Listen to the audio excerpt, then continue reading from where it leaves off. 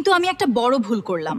তানভীরকে সন্দেহ করতে করতে ভুলে গেলাম দ্যাট আরও একজন আছে যার মোটিভ আরও শক্তিশালী। গতকাল আমরা দেখেছিলাম পরেন তানভীরের ল্যাপটপের আইপি অ্যাড্রেস বাবার এইসি সিস্টেমে লগ ইন করেছিল, মিথ্যা ধরা পড়েছিল। কিন্তু আজ গল্প ঘুরে যাচ্ছে।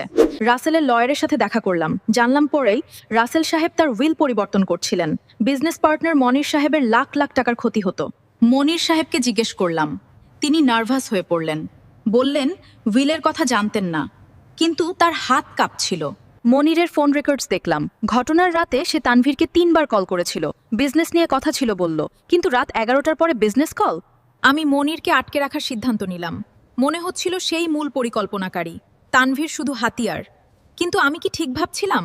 রাতে একা বসে সব এভিডেন্স আবার দেখলাম।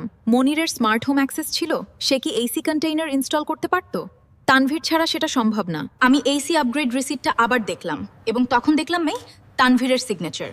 সে নিজেই কন্টেইনার লাগিয়েছে, মনিরের সাহায্য ছাড়াই। কেমিক্যাল সাপ্লায়ারের সিসিটিভি ফুটেজ এলো 3 মাস আগে। তানভীরের মুখ স্পষ্ট দেখা যাচ্ছে কন্টেইনার কিনছে, কিন্তু তার সাথে আরেকজন আছে যাকে চিনি আমি।